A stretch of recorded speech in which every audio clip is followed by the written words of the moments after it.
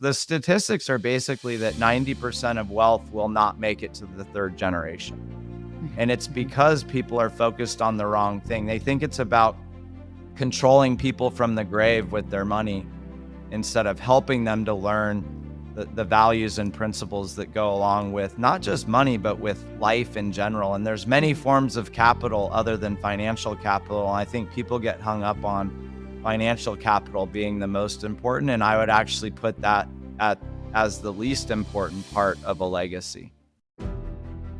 Welcome to the Legendary Podcast, an invitation into intimate, soul-bearing conversations with the gods and goddesses of our Burning Man camp, the legendary playground of the gods.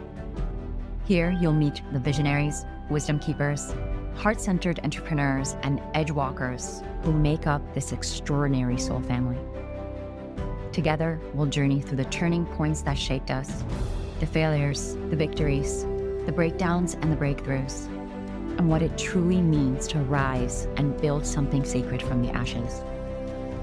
If you've been searching for your people, if you've longed to find a community that inspires you to rise, you found your tribe.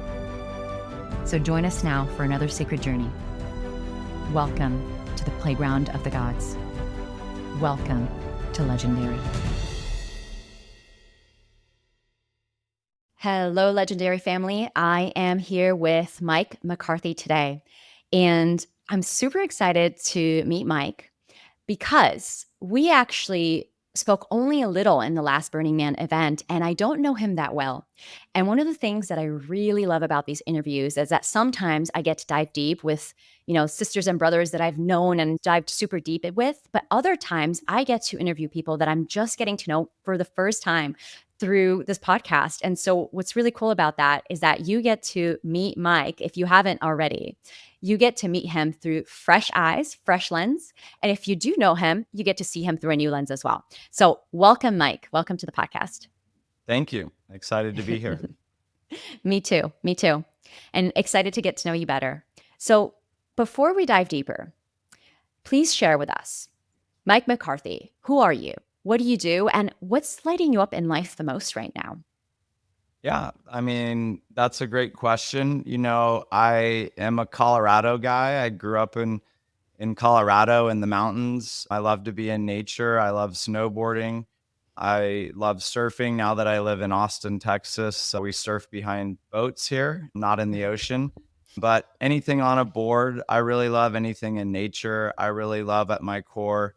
And then obviously, I have a beautiful family, my wife, Lindsay, who's also part of the Legendary family, and then my son and daughter, who are 16 and 12. And Wow. they are really my whole world. And I grew up as a second generation entrepreneur. My dad had a dream and a vision to move the family out of, I would say, very lower middle class, if not somewhat in poverty as he was growing up. And he had a vision to be a businessman and a entrepreneur and dreamed that one day he would own a business with his son or sons. He only had one son, so that put the weight onto my shoulders. And he was a real estate agent and then broker and then manager over many offices. And then when Keller Williams started to expand outside of Texas, he launched their first offices in Colorado. And in high school, I got to kind of watch him do that. And it was very informative, and it helped me to build a foundation for understanding the power of owning a business and working for yourself and building wealth. And I actually never really wanted to work with my dad. When I was younger, we kind of butted heads a lot as teenagers do. And I kind of wanted to make my own way and be my own man. But Keller Williams was such a big opportunity.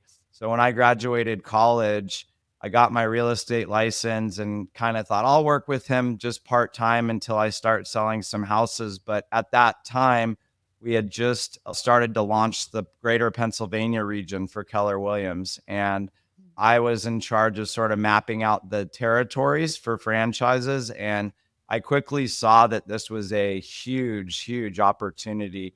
And then I fell in love with the company, with Keller Williams, because it's really a personal development company at its core. The teaching and training is really amazing. It's like having an MBA, and not only in life, but also for business skills. And they just teach a lot of things that are wholesome and related to the things that I really resonated with. One of the stated values for Keller Williams is God, family, and then business. And I'm a Mm, big believer in, prioritizing, yourself and your relationship with your creator, and then also focusing on family and instead of business. And, long story made a little bit longer is that along the way I took over from my dad. Once I sort of understood the game, I got a little cocky and thought, "Oh, I know what I'm doing. I can do this." And he was like, "Oh, really? Go ahead then." And he sort of retired. And we had about 6 or 7 Keller Williams franchises at the time. And then I was able to, with his support as well, but grow it to, I think we're at like 48 franchises now, over 10,000 agents. We closed, $24 billion in real estate last year. And my dad did something really amazing and introduced me to another legendary family member, David Osborne, who was just 10 years ahead of me and had done the same thing with his mom. And so he became mm, a mentor, and then we grew a friendship, and now we live in the same neighborhood in Austin, and our kids are best friends, and we do life together, and it's just really a beautiful story. My dad has since passed, so this idea of legacy and him bringing David into my world really is meaningful in a lot of ways, because David is like an older brother to me. And we've built other businesses together in real estate investing. And then we also have a mastermind group called GoBundance that just sort of by happenstance blew up into this huge movement. And we have 900 members across the United States and some around the world. And yeah, that business is now actually bigger than my real estate business. So it's quite mhm, quite remarkable to watch something be birthed out of really just guys getting together and doing what we do, and it just organically grew into something really that we're proud of, that really helps men and women transform in ways that we're still astounded by when we hear the mhm, stories. mhm, mhm. Beautiful, beautiful. Thank you so much. And, now today, this is all the things you have and that you've created, which is so incredible. And I'm super curious to trace a little bit more into the roots of your past and like how it came to be that Mike McCarthy became who he is today. And so something that really struck my attention as you were sharing, you were saying you're in high school and your dad was trying to like figure out how to be a businessman, how to actually like do this whole business thing. And I'm curious about you and how did because as a teenager, you could have gone many different ways. You could have been like, that's stupid, dad. I'm going to go do something completely different. You could Yeah. have done, let's go into this with it and not resist him at all. But you chose a path that you did for a reason. And so I'm curious, what specifically back then inspired you to lean into entrepreneurship? What inspired you to actually start working with your dad? And where along that path, like, was it always that you cared about that connection with the creator? Or did you have a moment where you realized that that needed to precede the business you were building? Yeah, that's a great question. I grew up Catholic. My dad didn't really want to go to church. My mom made me until I was old enough to make the decision on my own, and I stopped going to church.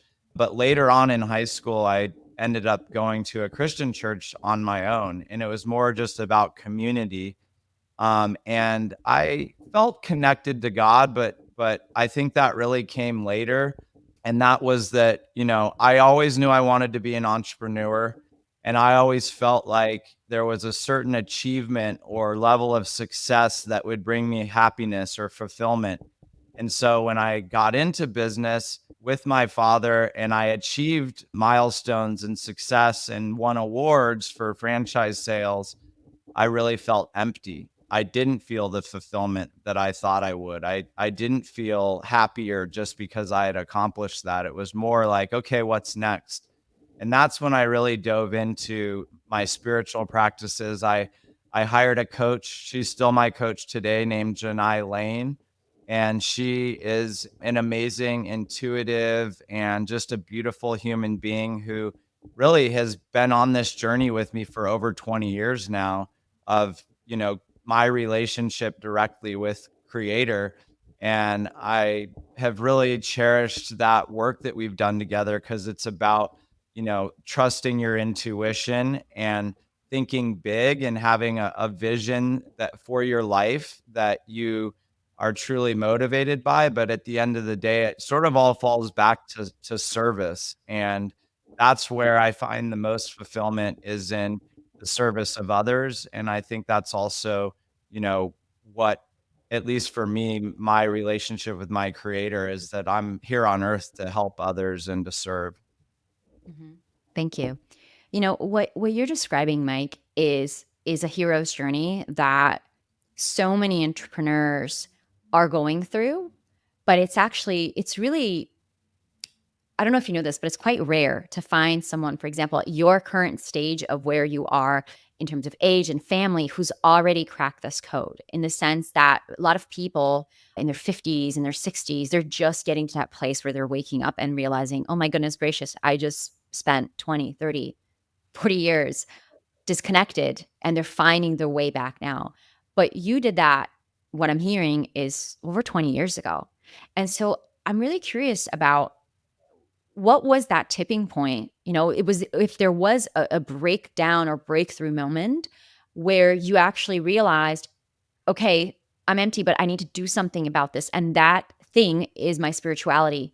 Because that's not, some people will just be like, I'm empty and I'm empty and I'm empty. And what do I do about it? And what do I do about it? And then years go by and they're still feeling that way and they're still having that existential despair.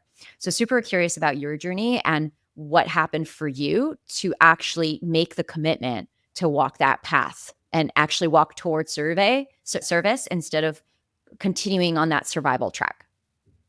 Yeah. I mean, I think it was just how depressed I was. I mean, there was a time once I had achieved some goals and I sort of had my business figured out and I knew kind of felt like I knew the game well and was doing well in that game. I just fell into a depression.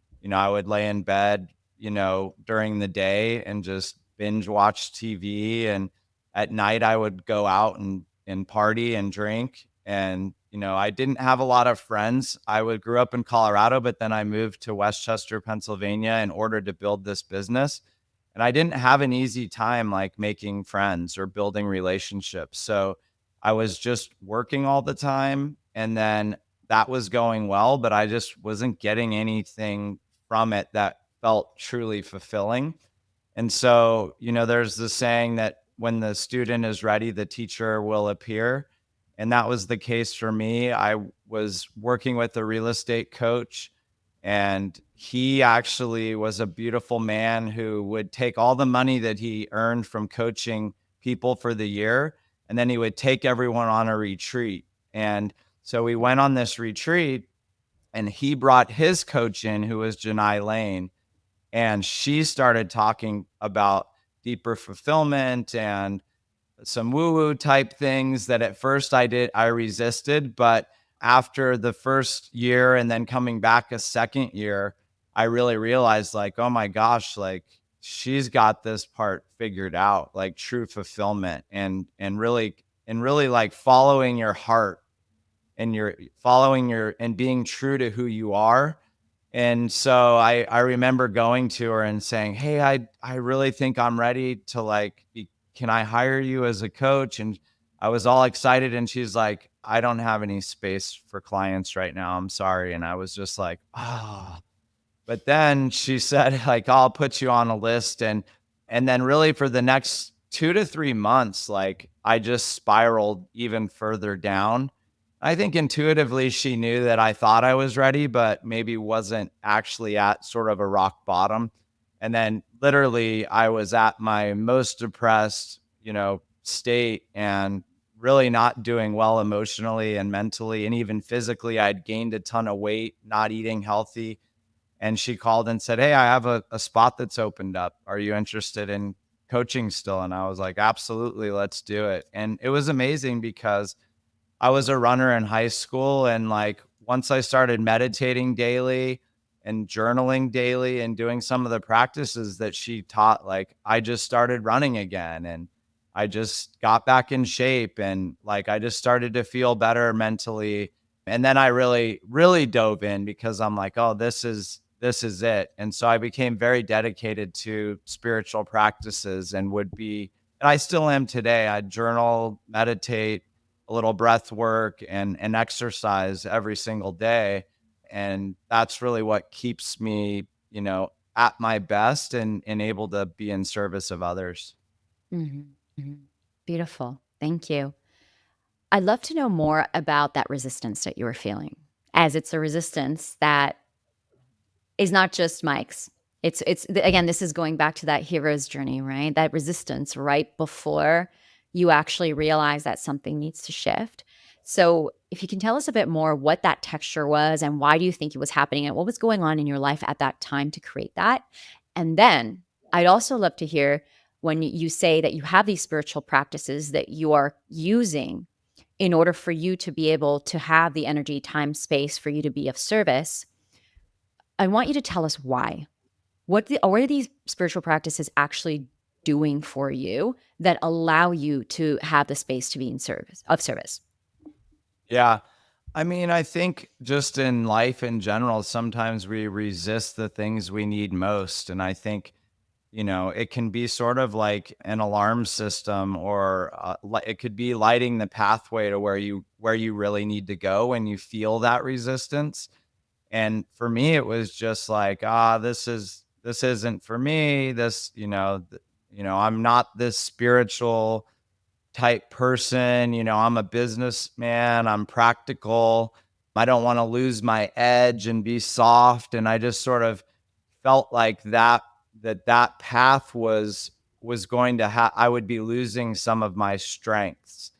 And what I realized very quickly was that I became a lot stronger in a lot more aligned way. And so there was something about the that approaching things with softness and more neutrality and being more open that actually made me better in business and better as a leader. And so those are the things that those spiritual practices did for me, is they helped me to understand that I didn't need to be this aggressive, you know, win at all costs type attitude, that I could actually make space to do these things in a much more peaceful way. And I think that comes through being with yourself. And, I noticed very quickly, and I'm not cured of this by any means, but, the inner voice, the inner critic is very loud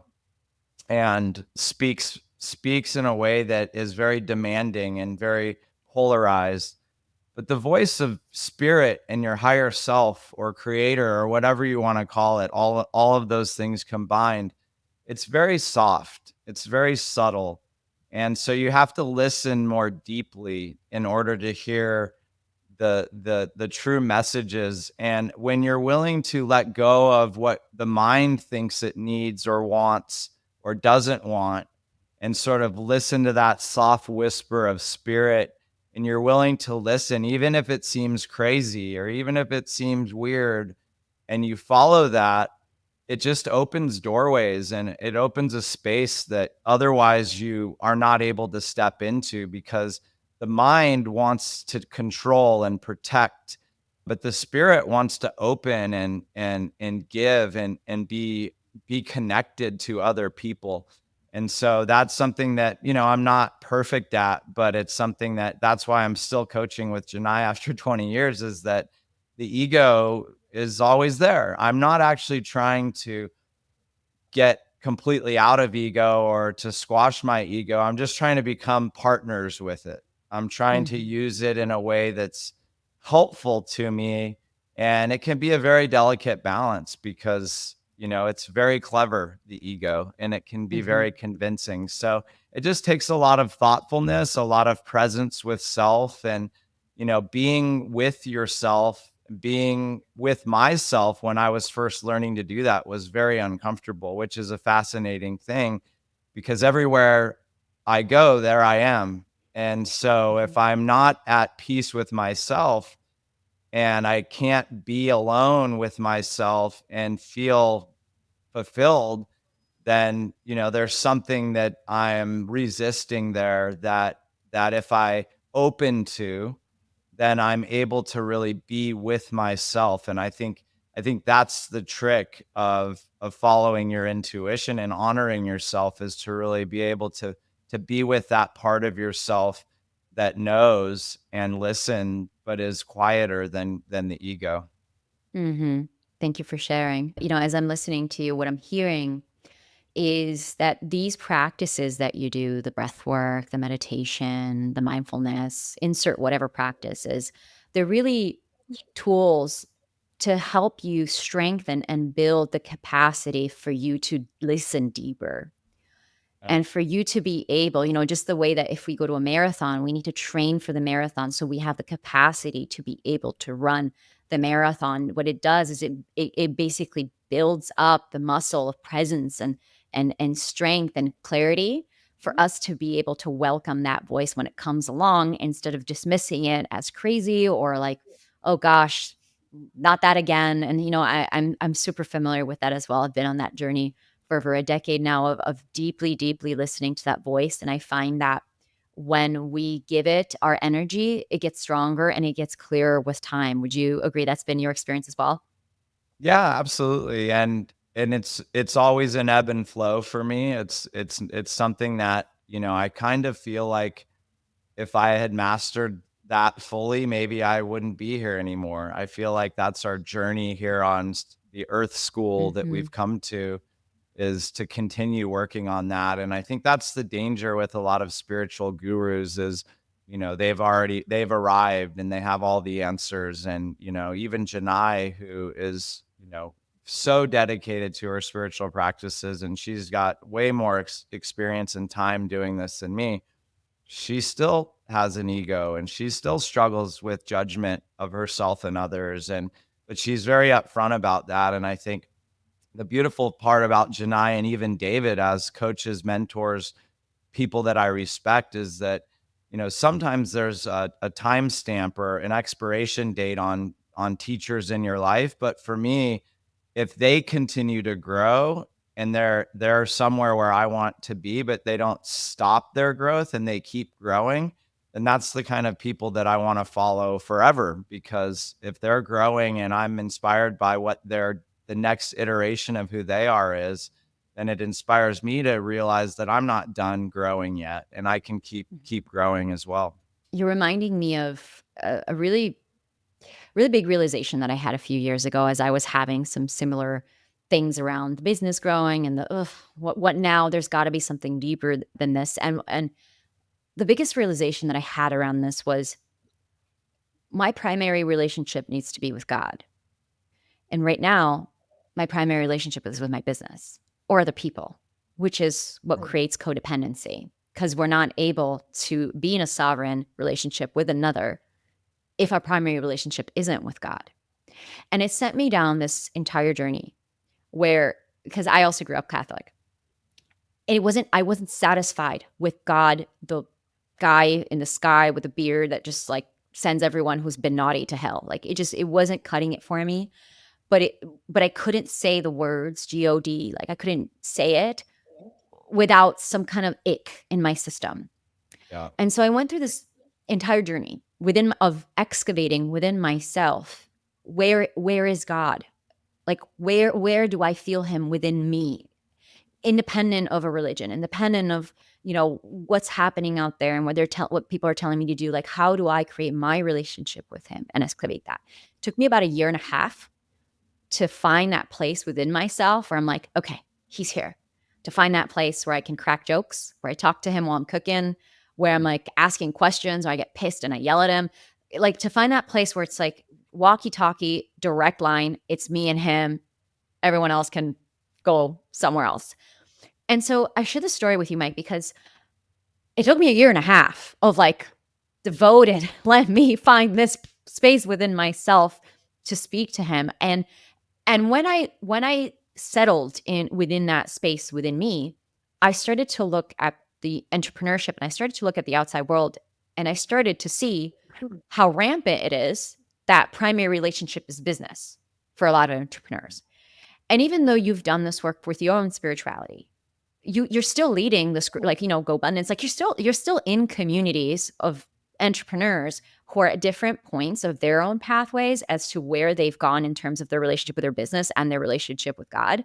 And I'm really curious about your insights because you're so privy to this and you have like first row seats of what is actually happening behind the scenes of seemingly very successful entrepreneurs and where they're at. What are some of the trends and the patterns that you're finding in people and like basically on that journey? And where do you find is like that point where people turn things around? Do you think it really has to be rock bottom, or is there another way to like switch that primary relationship before it's too late? Would love your insights on this. Yeah, I mean, the beautiful thing about GoBundance or any community that's built around transformation, and by the way, we didn't build a business mastermind. We built a mastermind for people who'd already mastered business, but along the way they'd given up their health or their relationships with themselves, their family, with God. They've given up maybe contributing in their communities and in ways that would be meaningful. And we found that there was sort of this common thread with successful people where they sort of became lone wolves in order to charge the mountain and climb to the peak. And then a lot of times they would get, just like I did, to the top of the mountain and realize like, wow, I'm not fulfilled at this level. And I don't think that it takes hitting rock bottom, because if you get around a community who has values of solid relationships and putting your family and God first, and you get around a community that values contributing to more than just your own family, and making an impact in the world, and you find also they give up having fun. They one of our pillars is also bucket list adventures. So all of our events include bucket list adventures so that they can actually realize like you made all of this money and created all of this success so that you could enjoy it. So why are you working 60 hours a week and not taking vacations? And why is your health suffering? And why is your family upset with you and doesn't feel like they're connected to you? And so we find in our group that we don't get together and just talk about how successful our businesses are or what to do to take the business to the next level. They come in there and most people are shocked at what they find when they step inside of the GoBundance community, because they think it's this sort of, we have a women's division too, but when they come to the men's event, they just think it's going to be this like rah, pound your chest, and we're all so successful, look at us, pat on the back. But it's the exact opposite. People that don't show up authentically and vulnerable about where they're missing the mark in other areas of life, because it's easy to hide behind business success because that's such a metric that's respected in the world, and I don't really like that. Like, I don't think that should be the metric of how much money you've made or how big your business is. It should really be like the depth of your relationships. How healthy are you? How much are you giving back? And when you get around a community where that's the standard, because we are, community based humans, we grew up in villages. And if you didn't rely on other people, you went without. And if you were outcast from that village, you would die. And so we are hardwired as human beings to match and mirror the standards of the community that we surround ourselves with. And so I think that you can get around a community without hitting rock bottom and make decisions to get back on the right path in these areas without having to go through pain or suffering or hit rock bottom. So yeah, absolutely. I think that it's Mm-hmm. possible. Beautiful. Here's what I'm hearing is that when we have community, when we have support, when we have a certain standard that we can attune to, then we don't need to like go to the bottom of the barrel in order for us to figure these things out. in order to us to figure out this piece around God, this piece around family, this piece around health. Because what we can do instead is to be inspired by the ones that we see around us and attune to them rather than go down and basically hit the bottom, which is unfortunately what I'm hearing is that what you guys created is a solution to something that is happening widespread, which is that entrepreneurs are hitting the bottom because they're alone and they don't have community to calibrate to. Would that would that summarize it? Yeah. Yeah. Absolutely. Well said. Beautiful. Thank you.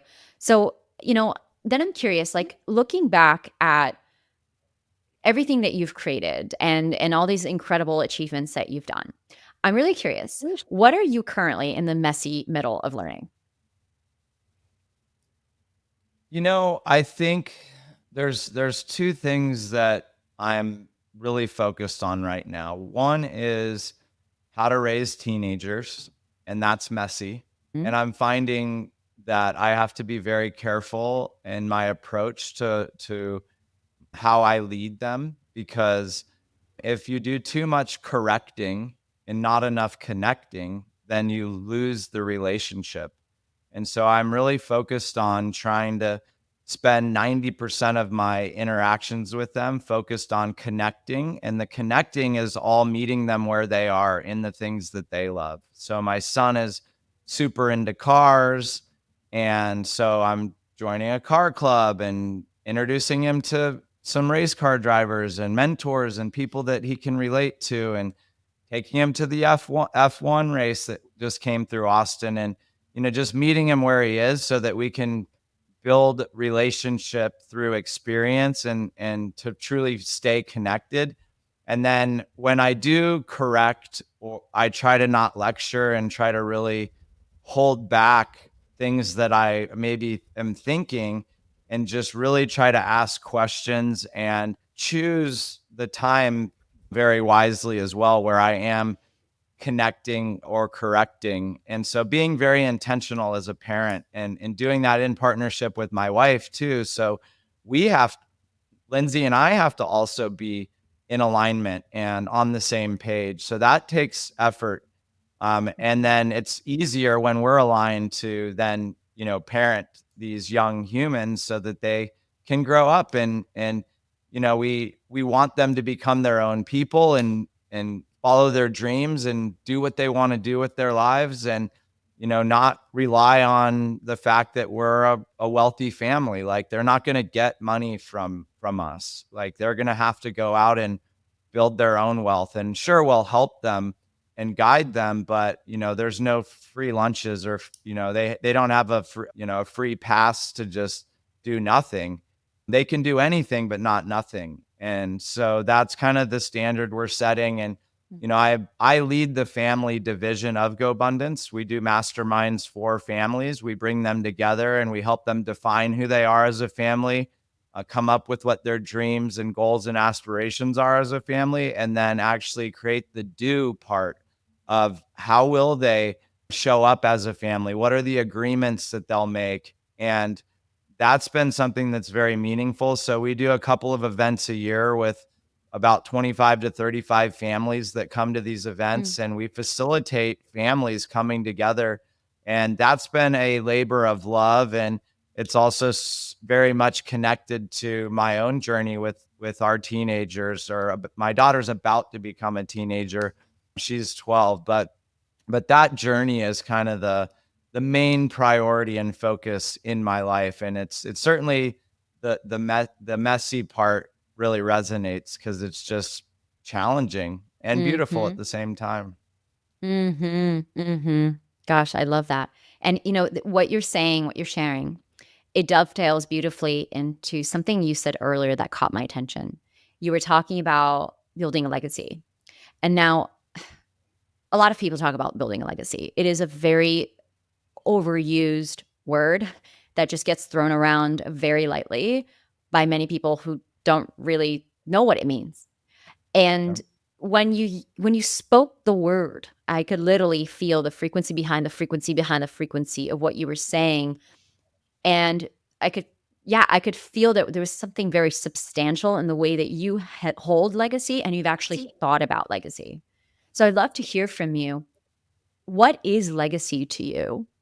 And what are your plans with it, especially as it pertains to your children? Yeah, great question.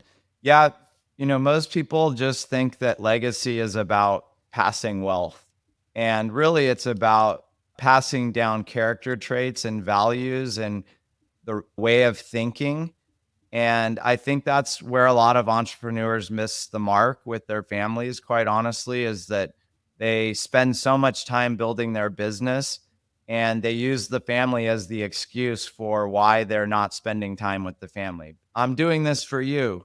But really, if you're going to leave a legacy and you need to get clear on how much is enough, first of all, Mhm. because you're building all of this wealth, but if you're preparing the wealth through financial structures to then go to your children and you call that legacy, you're missing the part where you prepare the children for the wealth and make sure that they are going to be ready for this meteor that could land into their world at some point, and then they're not prepared. And a mentor of mine says, it's much like fire wealth, in that if you don't respect it and you don't know how to really build it, then you can get burned by it. And so, what we have to give to our children is the tools to build a fire, not the fire itself. So, we've got to give them the flint and kindling, the education, the experiences, so that they learn how to build the fire and then they will respect the fire. And so that's sort of the metaphor for legacy and wealth, is how do we prepare them to go and be their own people and make their own way in the world. And there's a proverb that is repeated in every culture in the world. There's a different saying for the same thing, which is shirt sleeves to shirt sleeves in 3 generations. And that's basically like one generation makes the wealth, the next generation starts to deplete it. And then by the third generation, the wealth is all gone. And so that, the Vanderbilts are the best example of that. They were at one point the wealthiest family in the world, and now there's not a single millionaire amongst them. And there's lots of Vanderbilt heirs, but they didn't pass down the values or the work ethic or the character that was needed. They simply gave money and it ruined the second and third generation. And the opposite of that story would be the Rockefellers, where they really worked on family values and having a family constitution and really defining who they were as a family. And that family's wealth has continued to grow and is one of the greatest examples of breaking that mold of shirt sleeves to shirt sleeves. Because the statistics are basically that 90% of wealth will not make it to the third generation. And it's Mhm. because people are focused on the wrong thing. They think it's about controlling people from the grave with their money instead of helping them to learn the values and principles that go along with not just money, but with life in general. And there's many Mhm. forms of capital other than financial capital. And I think people get hung up on financial capital being the most important. And I would actually put that at as the least important part of a legacy. Mhm, mhm. Beautiful, and, what I'm hearing is that what you've just shared, which, by the way, I wish I could just clip that and make it go freaking viral on the internet, is so valuable, what you just said in terms of wealth and passing down wealth. But I'm just hearing just the principles that you have been sharing all along around family, around relationship with God, around relationship with self, just applied to wealth building and legacy. I'm just like, it's just, if we were to apply this to entrepreneurship, it looks like treating your employees well. It looks like, rewarding people. It looks like all the things that you know better than I do. And I'm hearing these principles again applied to legacy building is this. And it's so what I'm seeing and what I'm learning about you is that these are the filters through which you see your reality. And so these pieces that you're teaching about legacy is what you're teaching on a micro level, something about your kid at dinner that is like what they did at school that day, but it doesn't really change because the filters are this. And that's the results that then you create from that is teaching, passing on resilience, passing on growth, passing on values, passing on the ability to take care of one's health, of one's mental health and all these things that you're working on. So beautiful. So one of as we start to draw near the end of today's conversation, I'm really curious right off the bat, listening to your intuition, if you could name the core lesson or gift that life has been trying to give you all along, what would it be? What a great question. Yeah, I mean, I was getting this idea of frequency, that everything is about tuning into your own resonant frequency. And I think, when we are in tune with who we are meant to be, and we reveal our true self and authentically show up in the world, I think that we are able to tap into a frequency that then you can carry into anything that you do. And Mm, so once I tapped into that frequency, then it was kind of astounding what I was able to create. But knowing that those were things I was meant to do and meant to create, a good example is like I DJ'd for over 25 years before it was technology DJing on vinyl. And just in the past couple of years, I've tapped into the frequency of everything that I've learned and brought together two of my best friends. And I'm like, hey, let's start a DJ collective. Let's start like helping each other, start supporting each other. Let's make this a fun hobby, but let's also treat it a little more seriously. mm, And since then, we've played Electric Forest. I leave tomorrow to play EDC, the cruise ship version of EDC. We just played an ACL after party at a club for 500 people 2 weeks ago. And it's funny because both of the other DJs who are some of my best friends, they're like, dude, you had this vision and brought us together. And we said we wanted to do all of these things, but probably didn't necessarily believe those things were even possible. And here we are, like a year and a half, 2 years later, and all of those things have come true.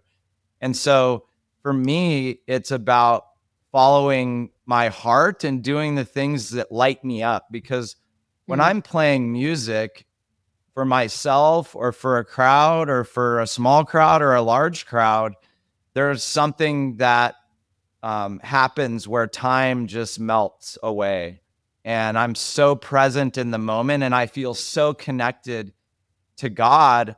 And I think that it's all about finding out for you and for our listeners, what are the things that really are in your frequency so that you're resonating in the world at that frequency so that the things that you love can be done and enjoyed at the highest level. And so I think for me, it's frequency. That's really the thing that's alive mm. for me right now. And I'm hearing that finding that frequency is what allows you, attuning to that frequency is what allows you to transform. Yeah. Beautiful. Yep. Life wants Beautiful. us to grow. Life is expecting us to grow. And I think that that frequency will challenge you and push you to places. I mean, I still get nervous before I DJ, but that's because I want to do a great job. But once I push the play button, that all melts away and it's just me and the music. Beautiful. Beautiful. And on that, like, very synchronistic note, my last question for you is one that I ask every guest here, and you haven't listened to the podcast, so you don't know what it is. You ready? Just Yeah. whatever comes through immediately. What does legendary mean to you? Yeah, that's a great question. I think, and I think about my father, you know, to me, he's legendary. I think, the way that he had a vision for his family and he always did things with excellence and he always was moving towards something. And I think to be legendary, I think ultimately we've always got to be moving towards something and moving towards being the best that we can be at whatever it might be that we're focused on and whatever it is that our heart is calling us to contribute in the world. And so yeah, I think it's about pursuing excellence but only in alignment with yourself. Because I think, what's legendary for you is different for me or different for the next person. But, I think it's about who has the courage to really follow their heart and listen to their intuition, and to then bring whatever their gifts are to life and in service in the world. That's Mm-hmm. legendary. Cool. So you're legendary. You and I company. guess I don't think I wouldn't let me in the camp otherwise, right? Isn't that part of the deal? Yes, yes, I love it. Beautiful. Beautiful, Mike. And, before I let you go, I'm just wondering if there's any final blessings that you want to share with anyone who's listening and just learned so much about you. I'm sure that there's people here who learned about you, who know you and still didn't know some of these things you shared today. Yeah, I mean, just, remember to take care of the people that you love. And, you know, I think the hardest lesson of my life so far has been losing my father, and it really made me realize that we're not here forever. Mm. We don't get to. And when I was younger, I didn't want to buy into that. I thought, oh, technology, I'll upload into a computer, or I'll, robotics, or, and I just was in denial for most of my life about the fact that someday I'm going to pass on from this world into whatever is next. And while I'm here, this time is precious. And so spend it taking care of yourself and the people you love and doing the things that you love, because when life is coming to its conclusion, which we never know when that will be, you don't want to have left anything on the table. You want to have lived your life to the absolute fullest. And so, understand that your most precious finite resource in this life is time. Beautiful.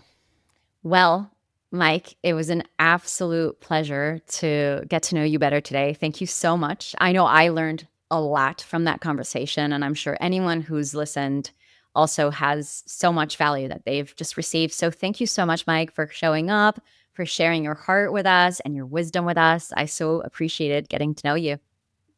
Yeah, thank you for all of the thoughtful questions and allowing me to share my story. I really appreciate it. Yeah, of course. Of course. Thank you. All right, everyone. I am so excited for this one. And yeah. So I will see you in the next one. It's Celine, your host on Legendary. Until then. Thank you for walking with us through the fires of remembrance. If today's story stirred something in your soul, share it with a fellow god or goddess. Subscribe to Legendary for more transmissions from our tribe, and may you continue weaving your legend in love and joy. Until next time, stay sovereign, stay sacred, and make it legendary.